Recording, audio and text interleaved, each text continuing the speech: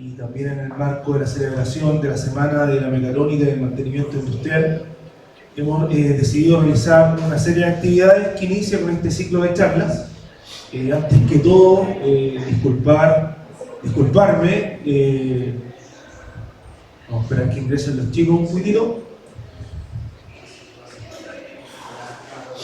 Comentarles que teníamos pronosticado 2 charlas en el día de hoy.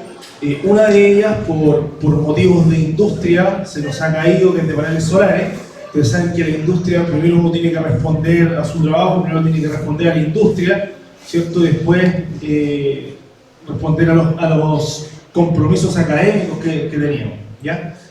Pero como les digo, en el marco de la celebración de la Semana de la Mecatrónica y del Mantenimiento Industrial, damos comienzo con este ciclo de charlas. Esta charla tiene que ver con la industria 5.0 e inteligencia artificial, y nuestro expositor es nuestro profesor don Jorge Medina. Así que le vamos a dar un fuerte aplauso de ánimo para que don Jorge Medina.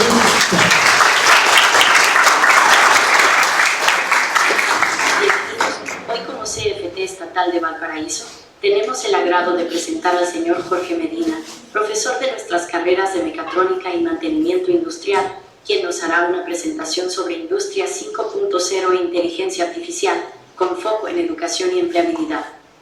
Sin más preámbulos, dejo con ustedes al señor Jorge Medina. Gracias. Muchas gracias, estimada amiga.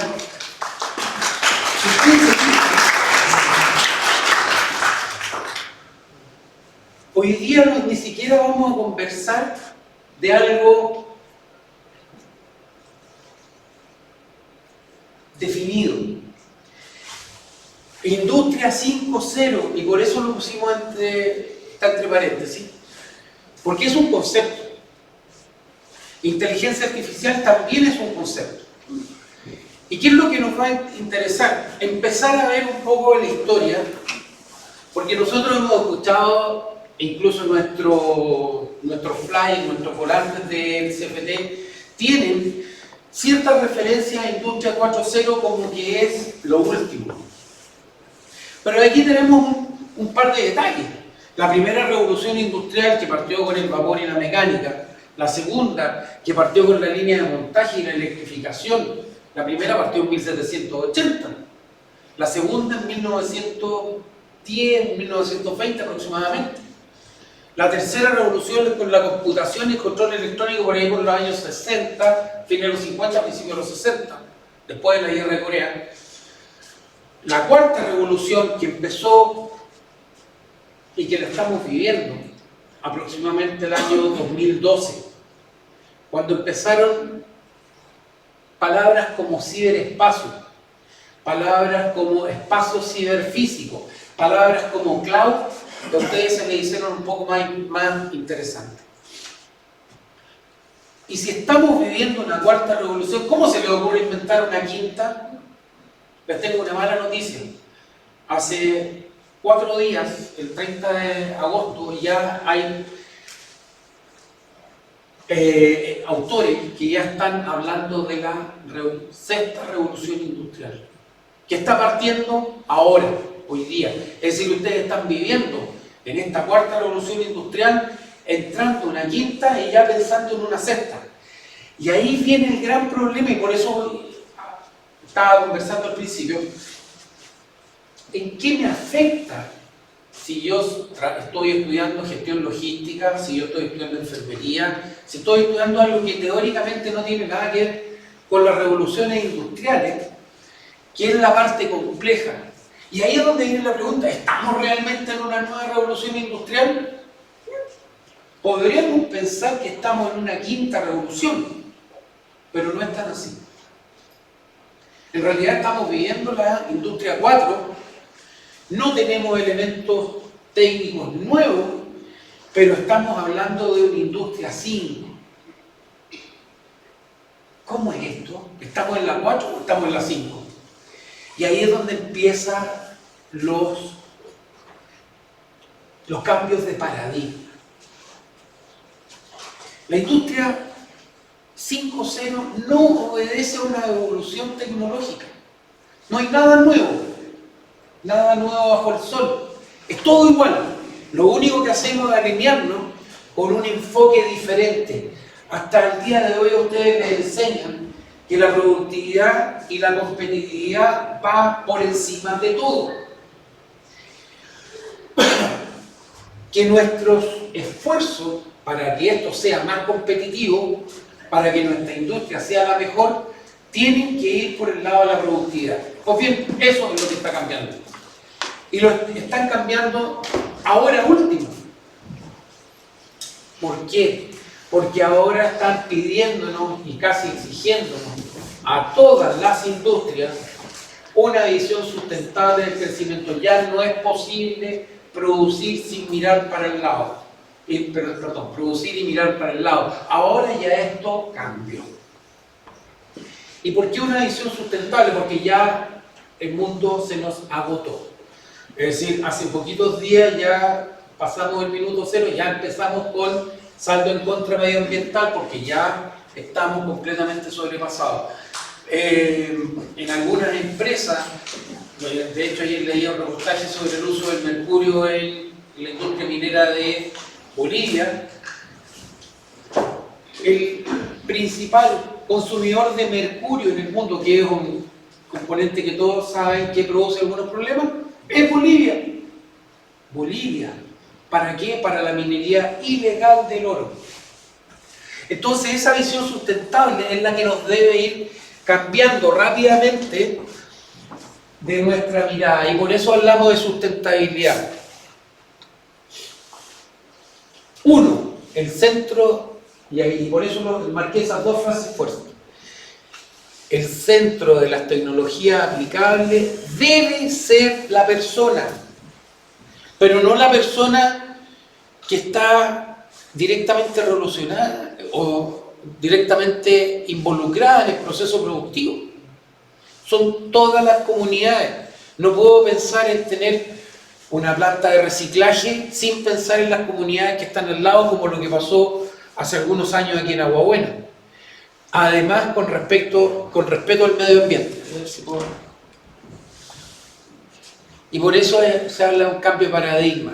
Ya nuestra industria va más allá de la productividad, va más allá de la competitividad y pasa a ser un proyecto en que se involucran los tres elementos: la productividad, la parte económica, las personas o la comunidad y el medio ambiente. Quienes están en tercero o cuarto semestre ya lo han escuchado cuando se hablan de las empresas de triple impacto. Ya esto no es nuevo para los que están viendo innovación, sustentabilidad. Esto no es nuevo. Lo que es nuevo es que se aplique en forma masiva. Y ahí viene la otra pregunta: ¿y desde cuándo partimos con esto? Según algunos autores, esto partió el 2014.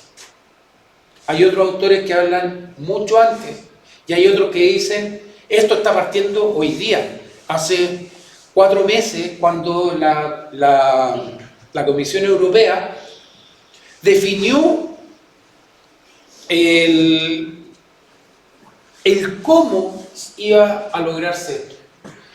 Ahí dice en enero del 2021. Pues bien, en noviembre del 2022 recién terminaron de definir el futuro. Ahora, si nosotros consideramos que lo que les decía antes, que en el 2012 partimos la cuarta revolución, prácticamente son 2 años hasta que parte una quinta. Y ya dije que estamos en una sexta, que están partiendo ahora en el 2023, es decir, en una década hemos hecho lo que se hizo en más de 200 años, desde 1760, 1780 hasta 1950, 1960. Es decir, hemos ido cambiando. ¿Y por qué? Por esto. ¿Qué es la industria 5.0? Se pone un énfasis en qué, en la colaboración entre personas y seres humanos.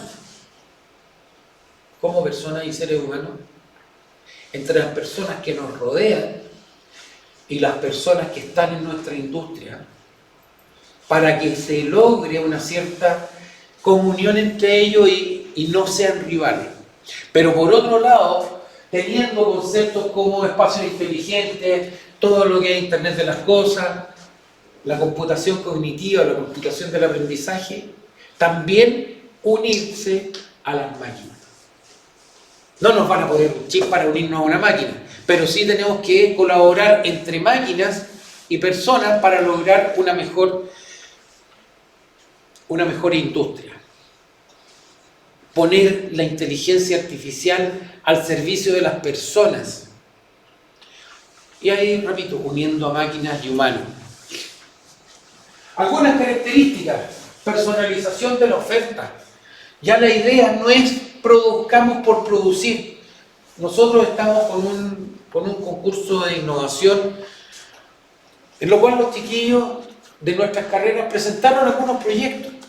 Y uno dice, oye, pero ellos están metidos en el cuento, así que ellos deberían estar. Pero esto lo partimos en el primer semestre, cuando habían alumnos que nos habían dicho, profe, pero es que yo no tengo idea de nada.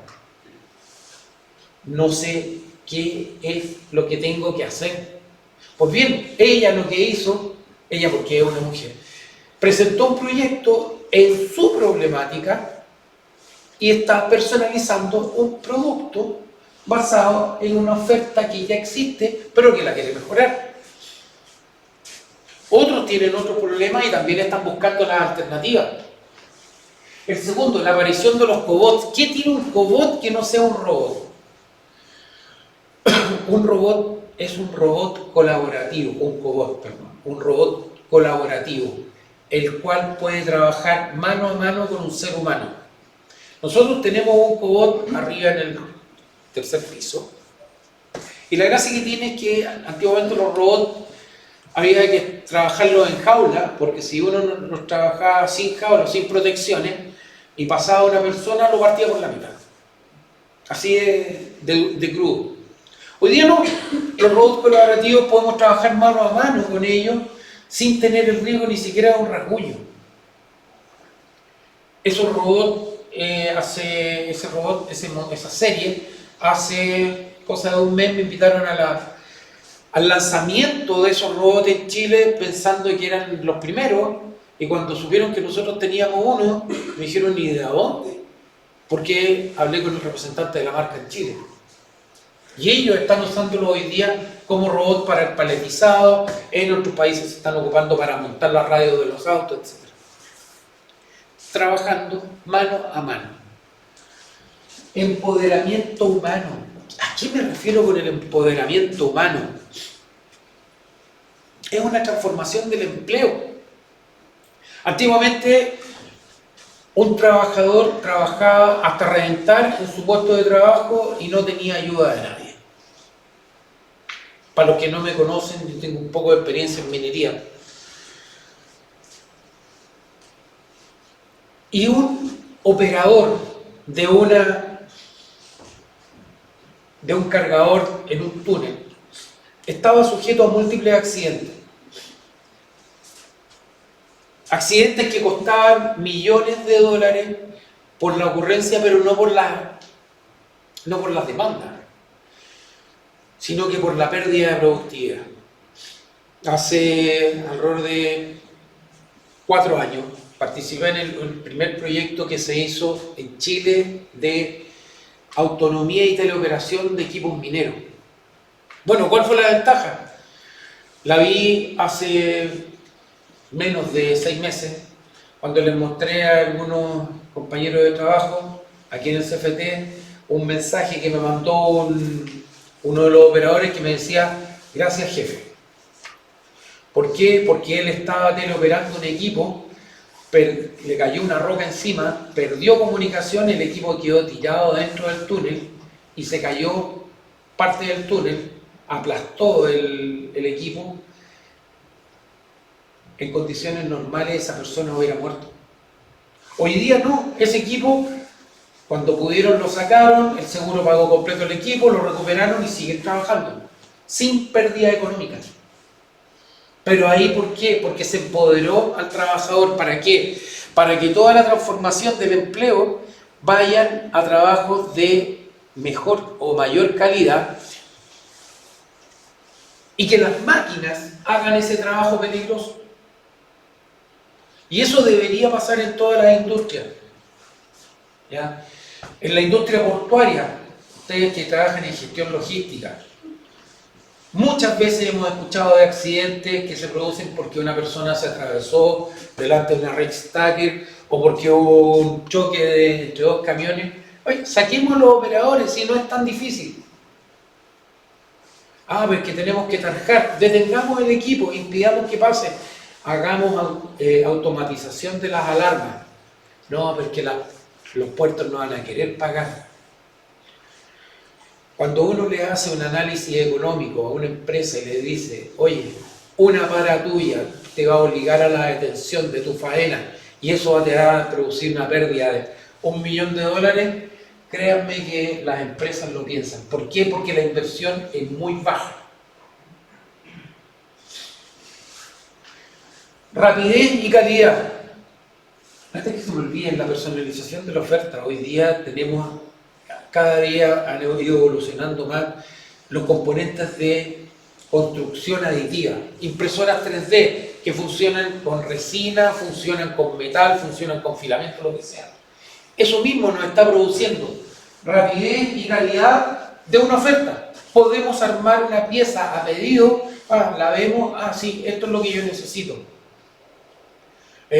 Hace un par de años pedí una pieza, se demoraron 3 horas, que era una turbina en polvo de cobre, funcionó un pequeño. Esa rapidez es la que vamos a tener que ir necesitando. Y lo último y más importante, la sustentabilidad y el respeto al medio ambiente. Una vez estaba hablando de una charla, estaba haciendo una presentación en la universidad sobre sustentabilidad. Y me dijeron, eres bien carepalo si tú trabajas en las empresas menos sustentables del país, en la minería. Increíblemente, les demostré con números y les demostré con un montón de antecedentes que no era así. Las empresas menos sustentables en el país son las que deberían teóricamente ser más verdes. La agricultura. La agricultura es la menos sustentable en el país. Y ahí es donde tenemos que poner los esfuerzos. ¿Para qué? Para que todos podamos consumir alimentos de buena calidad y que sean sustentables con el medio ambiente. No podemos ser que por 1 kilo de palta tengamos que usar 10.000 litros de agua, por ejemplo. ¿Y en la educación nos afectará? Claro que sí. Porque nos obliga a tener mayor foco en algo que a mí me encanta. Mayor foco en la innovación. Y la innovación no es solamente crear tecnologías nuevas, es tomar los mismos procesos que ustedes hacen y mejorarlos. Si ustedes tienen un BL en la parte de gestión y tienen que imprimir ese BL y sacan como 40 copias para que se la lleve uno, otro, digitalícenlo. La red de innovadores públicos del gobierno lo permite como un objetivo, porque eso depende del Ministerio de Economía. Desarrollo de la creatividad. La creatividad. Si yo no tengo que ser pintor, si nosotros nos podemos enfocar en trabajo más orientado hacia el pensamiento y a la inteligencia que acciones mecánicas y repetitivas, que las puede hacer un robot, ya estamos impulsando creatividad. Es que yo no sé pintar, dígale a una inteligencia artificial que pinte por usted, pero usted ponga la idea. Sustentabilidad, perdón. Pensar en el uso de las energías renovables no convencionales y los residuos. Pero no pensemos solo en lo que nos está ofreciendo la industria. Es que tenemos un panel solar o tenemos un generador eólico. Veamos si existen otras formas de generar energía. Veamos si existen otras formas de generar energías que no sean electricidad. Porque, por ejemplo, podríamos calefaccionar un área sin tener que ocupar aire acondicionado o refrigerar esa área con lo mismo, usando otro sistema en el cual pudiéramos ahorrar energía y aumentar la eficiencia. Si yo tengo que producir 5, esa producción personalizada va a hacer que yo produzca más eficientemente, porque no voy a tener que producir 100.000 piezas para vender 90.000, porque esas 10.000 son costos y que los tengo que botar a la basura, y que ustedes lo han visto en un montón de reportajes en el norte, toda la ropa que está tirada en el desierto, que no se ha reciclado. Reciclemos, si no es malo. Para generar una impresora de tinta, como las que tienen en las casas algunos, por cada impresora se están botando aproximadamente 5 impresoras al año. Es decir, estamos metiendo 1 millón de impresoras y estamos botando 5 millones de impresoras. Y esas impresoras en general están llegando a los vertederos. Son muy pocas las que se están reciclando. ¿Nos va a afectar en el empleo? Obvio que nos va a afectar. Obvio. ¿Por qué? Porque va a ser de partida el uso de la tecnología por las personas. Vamos a reemplazar gente para usar tecnología. Ese es el principal miedo que tiene todo el mundo. Pero, ¿dónde está la diferencia? Si nosotros podemos cambiar el paradigma, les podemos demostrar que cuando tenemos una operación a distancia, en que tenemos un operador viendo 3 grúas, en realidad dicen, nos vamos a eliminar 2 operadores. No, vas a tener que contratar 5 personas más para que te hagan el mantenimiento de todo.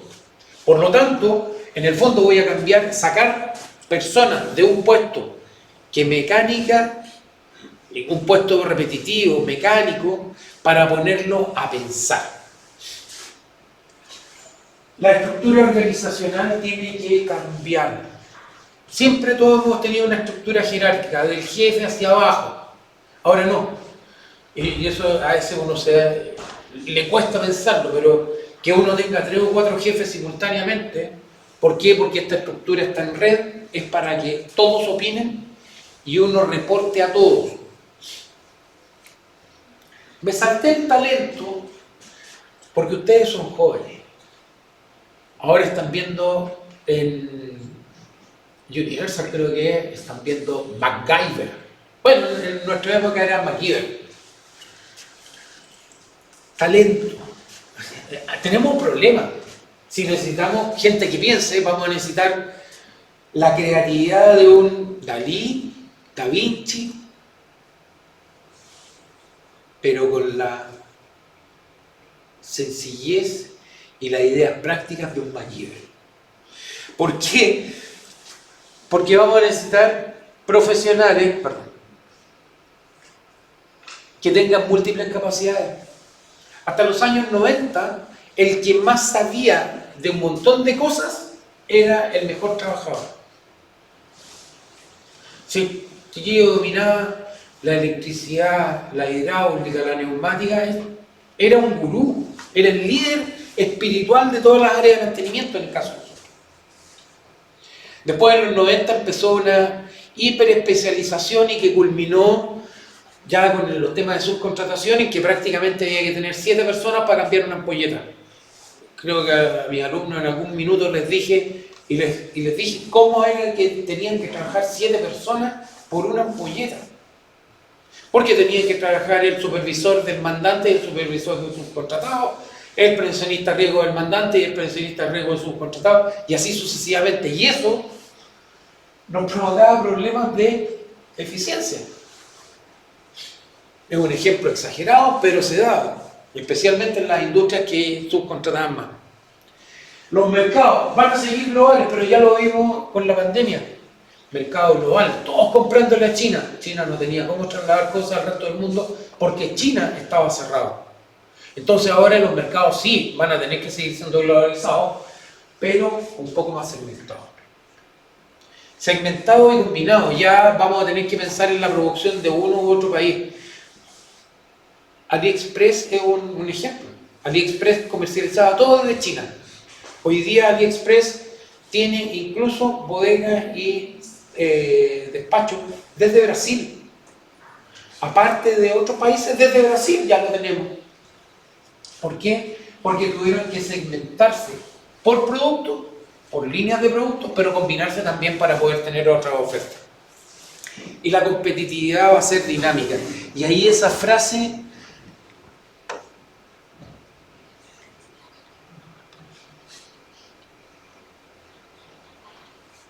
la quiero leer, porque aquí hay una referencia que todavía no me acuerdo. La competitividad estática, eso de estar dependiendo siempre de los dashboards, de los KPI, va a ir desapareciendo. ¿Y por qué va a desaparecer? Hay autores que hablan de que al menos el 50% de los nuevos graduados que van a estar trabajando en el 2025 lo van a estar haciendo en trabajos que no existían en el 2020, cuando empezó la pandemia. Es decir, todos vimos el desarrollo de los delivery durante la pandemia. El delivery casi nadie lo pescaba. De repente, ¡boom!, el boom de los delivery. Inteligencia artificial. Ahora hay ingenieros de preguntas. Prompt Engineering. ¿Por qué? Porque hay que aprender a hacerle preguntas a una inteligencia artificial. La inteligencia artificial no se le ocurren las cosas, porque no tiene la creatividad suficiente. ¿Qué es lo que tiene la inteligencia artificial? La capacidad de responder a una pregunta. Pero si yo le digo a una inteligencia artificial, ¿cómo va a estar el tiempo hoy? Me va a decir, no sé. Y no me va a pescar. ¿Por qué? Porque tengo que definirle un montón de parámetros de partida en dónde estoy. ¿Cómo va a estar el tiempo hoy día en San Antonio? Coma, Chile, porque puede ser en San Antonio, Texas. Todas esas situaciones tengo que aprender a preguntar. Y ahí están saliendo verdaderos ingenieros de preguntas en todo el mundo, apareciendo, que son muchos desarrolladores que están tratando de crecer en un trabajo que hace un año no existía.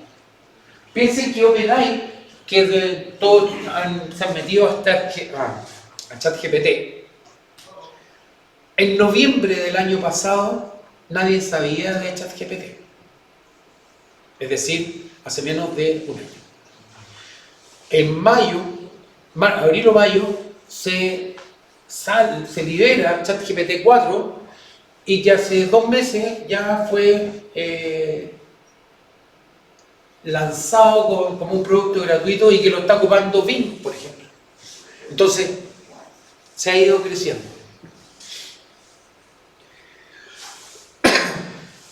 Pero ahí hay problemas. Y problemas serios que tenemos para nuestros países. Uno, la regulación normativa.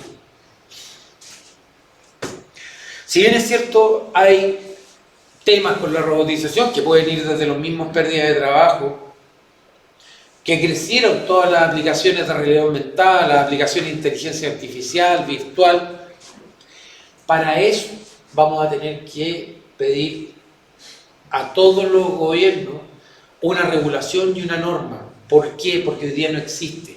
Hoy día, si yo quiero hacer una inteligencia artificial que me diga y que le pregunte, oye, ¿cómo puedo hacer una bomba de tal elemento? La inteligencia artificial me la va a responder porque él no tiene ética. La ética la tiene que poner uno como pregunta y es donde los desarrolladores tienen que ir poniendo filtros. Ahí hay otro problema que son los temas militares. Ahora, ¿qué nos va a aportar la inteligencia artificial? Lo primero que dice ahí, apoyo a la creatividad y la innovación. Algunos de mis alumnos deben conocer esta imagen. Esa imagen la hice yo.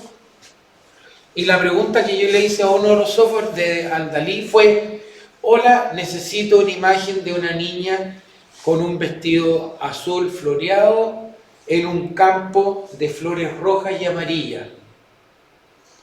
Y eso lo hizo. Quedó bonito, paso como Monet. ¿Quién es el que lo creó? ¿La inteligencia artificial o yo? Yo. Porque la creatividad es intrínsecamente humana. No hay otra alternativa. Yo no le puedo decir a una inteligencia artificial que cree, si no le digo las condiciones. Herramientas de aceleración de procesos. Los chiquillos que están programando con tarjetas, con Arduino, con ESP32, se dan cuenta que cada vez es más fácil programar, porque si no saben algo, basta con que le hagan la pregunta correcta al GPT y le va a explicar hasta el código.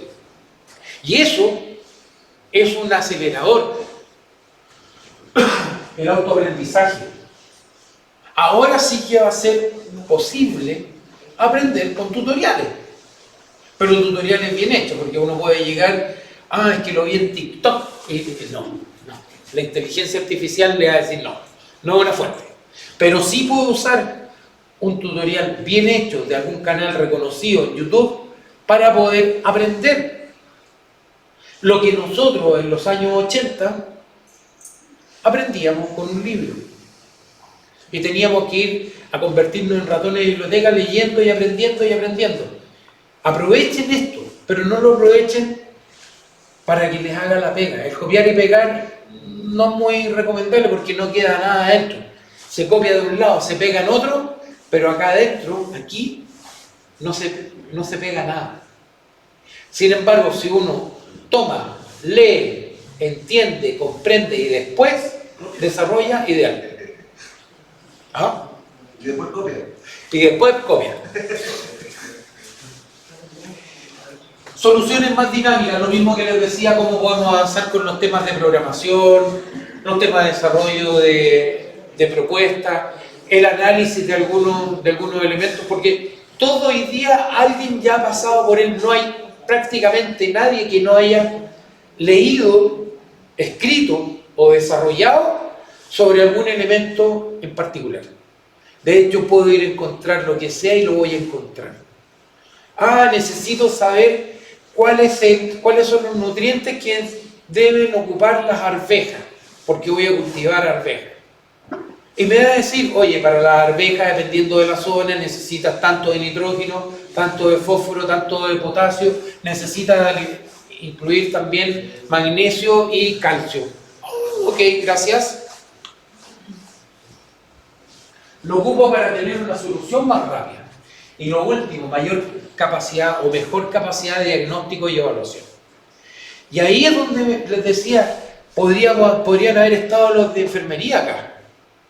Porque hay soluciones hoy día en que nos podemos apoyar para el diagnóstico de una enfermedad. Hay uno de los proyectos que están presentados, se refiere a tener un TENS en las casas de las personas que están con hospitalización domiciliaria. Pero un TENS, tendríamos que tener aquí en la provincia de San Antonio alrededor de 850 TENS. Obviamente no los hay.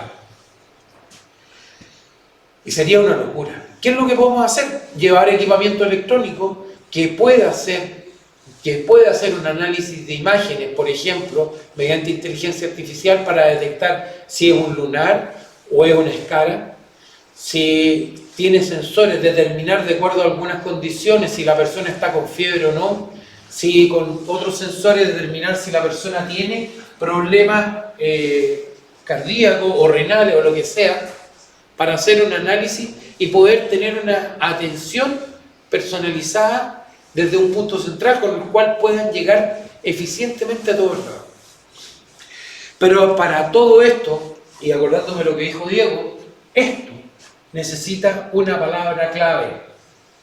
Y esa palabra clave es la que está abajo, ética.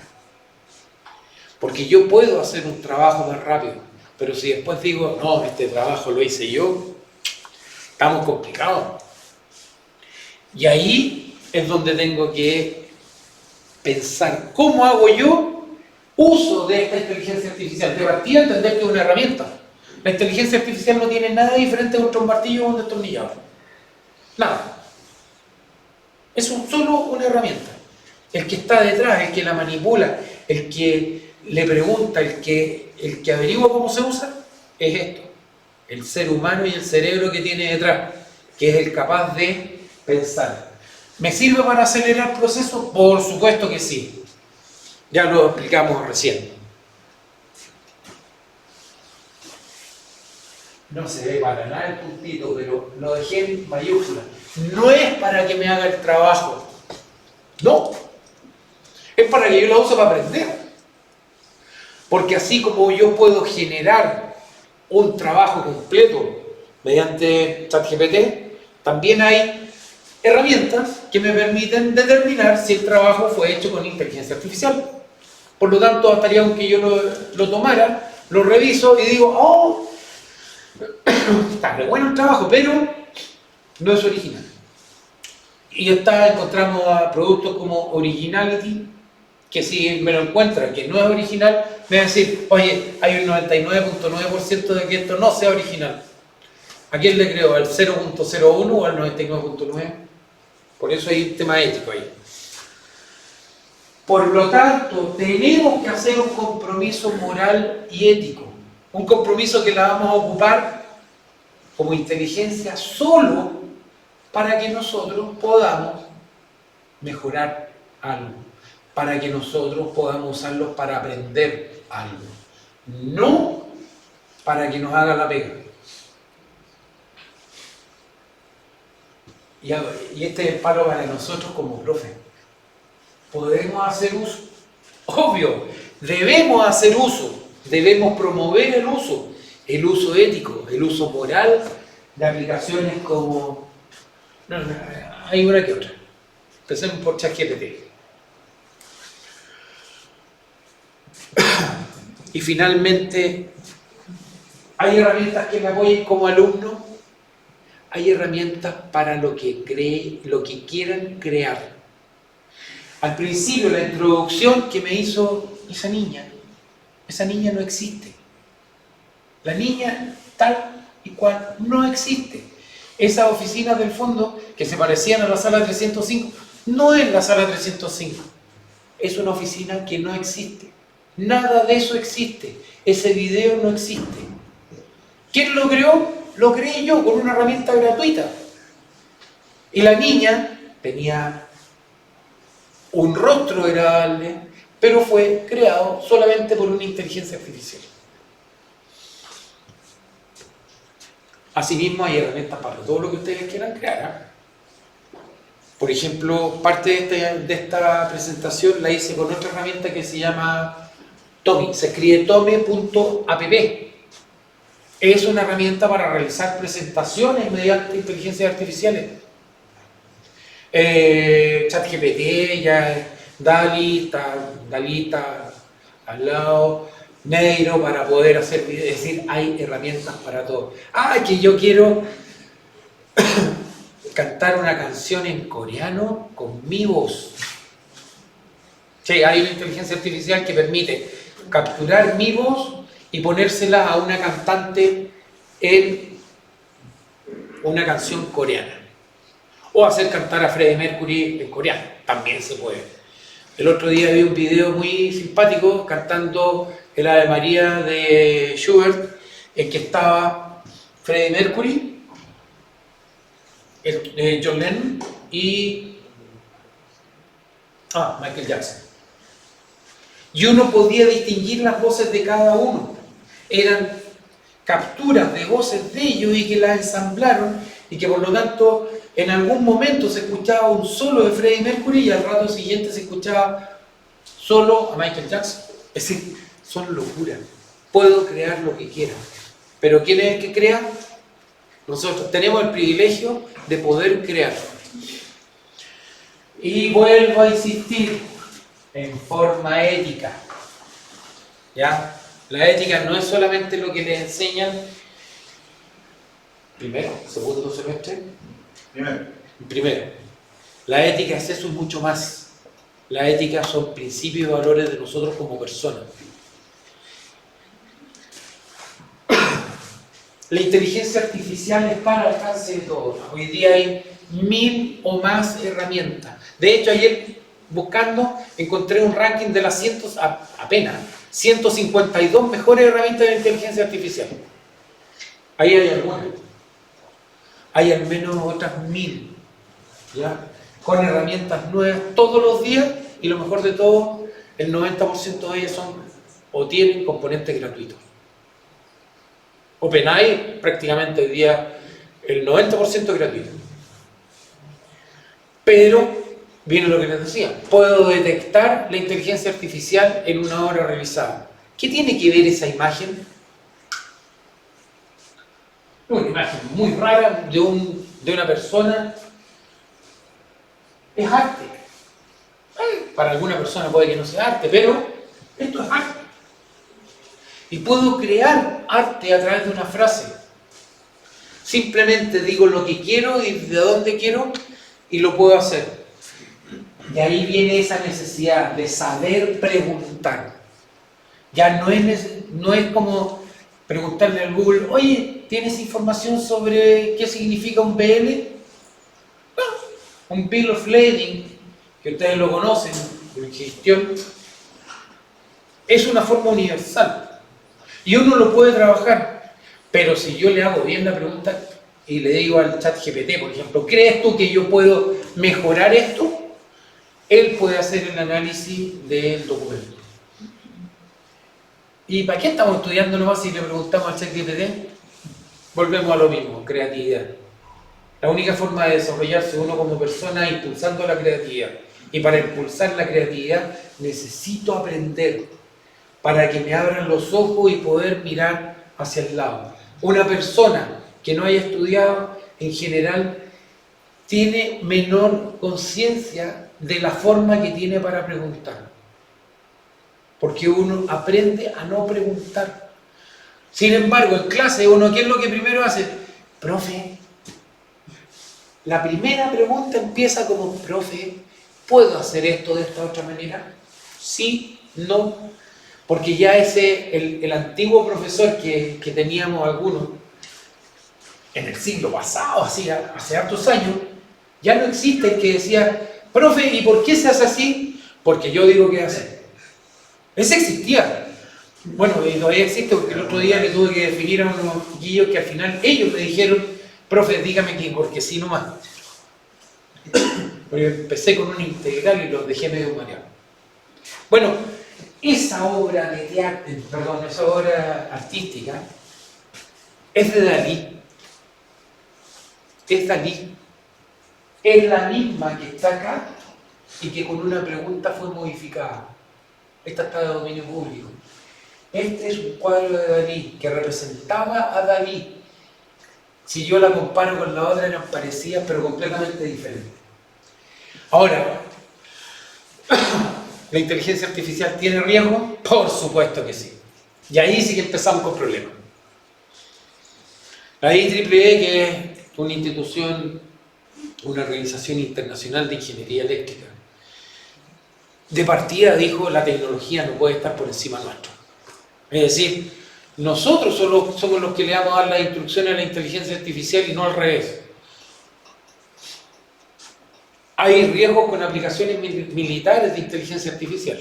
Ya todos podemos saber quién es el que está entrando, saliendo de cualquier parte a través de una inteligencia artificial haciendo simple análisis de imágenes. Pero si más encima puedo aplicar eso para que se elimine a cierta persona por un tema de que a mí no me gustó, ya eso es una aplicación militar y que pueda provocarnos riesgos. Hay una necesidad de gobierno global para generar un marco ético. Ya sabemos que hay varios que se van a oponer a eso, pero está la necesidad y se va a tener que hacer, sí o sí, porque si no, nos va a venir Skynet y chao. Para los que no conocen Skynet, ¿alguien no sabe lo que es Skynet? Bueno, Skynet es la inteligencia artificial que dirigió a los Terminators en la película Terminator. Éticamente hoy día lo podemos hacer. Podemos pasar robots militares comandados por una inteligencia artificial. Y si lo hiciéramos en forma poco ética, podríamos decir, incluso que tomen decisiones. No hay problema por ese lado. Y ahí viene esa otra frase. Esta frase la dijo una persona que murió mucho antes de la inteligencia artificial, cuando estaban recién los conceptos. Es de Stephen Hawking. Asegurémonos que los sistemas de inteligencia artificial cada vez sean más capaces, a la vez que sean más robustos y beneficiosos. El beneficio no es para nosotros, no es como tener un auto para uno. No, esto es global. Y es para que la humanidad mejore y que seamos más humanos. Y ahí viene eso, una oportunidad para fortalecer nuestros valores como seres humanos. Que nuestra moral no sea la de pateemos al de al lado para yo llegar primero. Que nuestra ética no vaya en, yo voy a copiar esto para tener mejor nota, y el otro que no tiene todos los recursos, no, me importa un pucho, que le vaya como él quiere, pero yo me voy a sacar el 7. No. Fortalezcámonos como seres humanos. Es la única forma de evitar algunos riesgos de inteligencia artificial. ¿Y qué pasa con la salud, la educación? Hay un artículo de una revista que dice que la IA puede ser peligrosa y causar daños a los pacientes, provocar problemas con la privacidad y la seguridad de los datos. Obvio, si yo voy a tener mis fichas guardadas en servidores en alguna parte que lo puede tomar una inteligencia artificial, mis datos podrían ser eventualmente compartidos. Podemos empeorar las desigualdades sociales y sanitarias. ¿Cómo? Porque simplemente se aplica inteligencia artificial para unos pocos. Y ahí viene la pregunta del millón. ¿Le dejarían a ustedes la salud a una inteligencia artificial que no empatice con ustedes? Doctor, ¿sabe qué? Vengo por un dolor de cabeza que no me deja tranquilo hace 3 días. Si una inteligencia artificial, como yo le hice una pregunta muy light, va a decir lo más probable es que tómese una aspirina y váyase. Pero si el médico empatiza, ve, analiza condiciones, lo más probable es que les diga, voy a meter todos estos datos, ¿sabe que usted tiene un accidente cerebrovascular en progreso? Si le pongo una aspirina, lo mato. Bueno, ¿qué es lo que pasó? Hace algunos meses se ocupó una inteligencia artificial para la administración de medicamentos. El único problema es que no se tomaron en cuenta las condiciones raciales de las personas, y hubo muchas personas de origen afroamericano que sufrieron complicaciones por la administración de algunos medicamentos que son mucho más o tienen mayores dejan mayores problemas en personas que no sean de la raza blanca. Sí, hay medicamentos que atacan más a uno que a otro. Y en educación, existe hoy el llamado a la acción urgente. Todo el mundo, no solamente nosotros como CFT, en todo el mundo se está buscando realizar una acción urgente. ¿Para qué? Para abordar los riesgos implícitos en el uso de la inteligencia artificial frente a la privacidad y la ética. En la educación son mucho más relevantes. Porque más encima en la educación se tiene que formar en ética a los alumnos. Y deben ser considerados para garantizar que los datos de los alumnos y los maestros sean confidenciales o se manejen en forma responsable. No puedo yo usar inteligencia artificial basado en una memoria de un alumno para generar un producto que me aporte un beneficio económico, más aún sin reconocerlo. Pero, en el caso contrario, si ustedes están en clase y hacen un trabajo de inteligencia artificial, ¿cómo hay que hacerlo? ¿El trabajo hecho con inteligencia artificial se merece un 7? ¿O el trabajo enteramente hecho por un alumno se merece un 5 porque no salió tan bueno? Ahí viene la interrogante. Puede que el trabajo cumpla con todo, pero que le deban un 5. ¿Por qué? Porque la rúbrica dijo, no, esto es un 5, le faltan cositas. Pero puede que eso salga completo si yo lo hago por inteligencia artificial. Éticamente ese 7 está mal ganado. El Banco Interamericano de Desarrollo, y esto es un punto bien específico, dio ciertas orientaciones para el uso de la inteligencia artificial y dice que América Latina debe apoyarse en el factor humano, en el talento, la pasión, el trabajo en equipo, la creatividad y todas las virtudes donde nosotros como seres humanos somos superiores a las máquinas. Si no hacemos eso, nos van a pasar por encima. No podemos medir nuestros éxitos y fracasos solo en términos de productividad. Estamos sonados. La productividad que nosotros conocimos desde hace 200 años ya no existe. Ni maravillarnos por gadgets ingeniosos. ¿Quieres ver? Desde que tengo un reloj, que es un gadget relativamente ingenioso. Y que hoy día puedo ocuparlo para controlar la música y todo eso. No nos maravillemos de eso. Ustedes ya se han dado cuenta que podemos hacer muchas cosas con muy poco. Que realmente no necesitamos tener muchas lucas para poder pensar en algo. Podemos crear sin nada. Estas cositas, si el dividendo, si el retorno digital no se encausan para mejorarnos como individuos. Yo les prometo, desde los años 80 que no ocupaba reloj. ¿Y por qué lo estoy ocupando ahora? Para no llegar tarde a clase. Porque a mí nunca me importaba la hora. La veía en el celular, pero aquí lo tengo grabado todo. Y finalmente, si la tecnología no la usamos y la llevamos a una política pública que mejore la vida de la gran mayoría, no nos va a servir. Por eso es que vamos a tener que firmar un compromiso, no un compromiso como el que nos decía Javier Parra, sin firmar un documento. Así decía la canción. Voy a poner la canción de Javier Parra con mi voz para ver cómo queda nuestra inteligencia artificial. ¿Ah? ¿Y quién era? No, pues esa canción originalmente era de Cecilia, pero que la popularizó fue Javier Parra. ¿Yo la conocía por Cecilia? Sí. Volvimos al punto inicial. La IA no debe considerarse como una herramienta para el beneficio propio, sino para el beneficio de la comunidad del entorno. La originalidad del trabajo es mía. El apoyo en la búsqueda de objetivos puede ser de la IA. Pero los objetivos los pongo yo.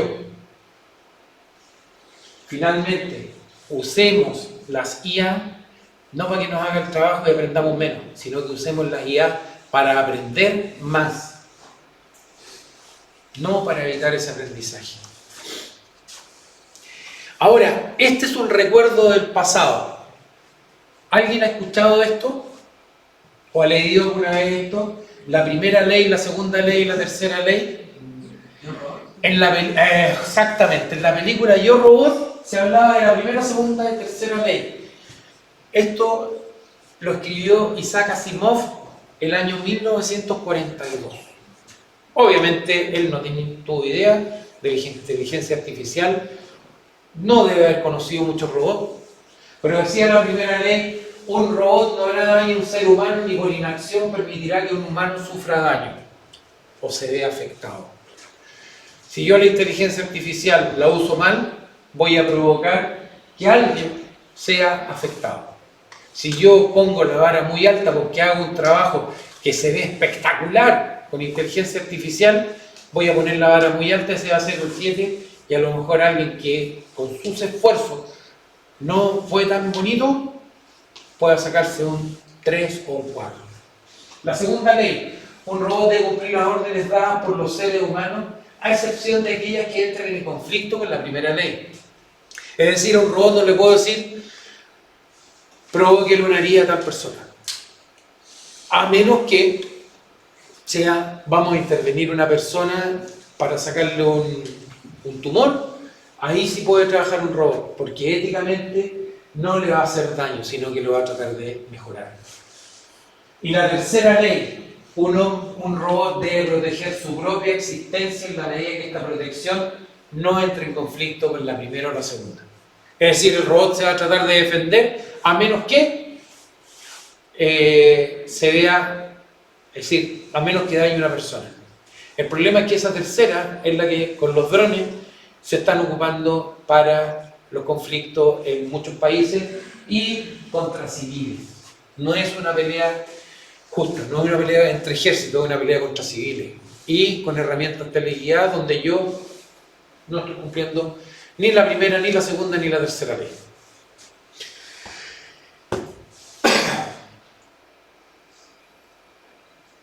¿Qué más queda?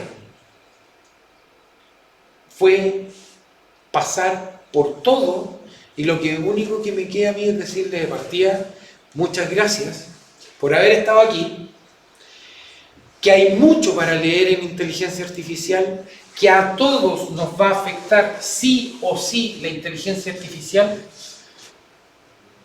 y esta industria 5.0 nos va a golpear fuerte. Cuando en Chile ya empecemos a meternos en esto, nos vamos a encontrar bien complicadito. Les agradezco. Ahí viene la despedida de un amigo mío, que así como estaba ella presentándome, hay un amigo que me venía a agradecer el trabajo. Entonces, para ustedes... Esa fue la presentación de mi amigo Jorge. Un gran aplauso para él y nuestro agradecimiento.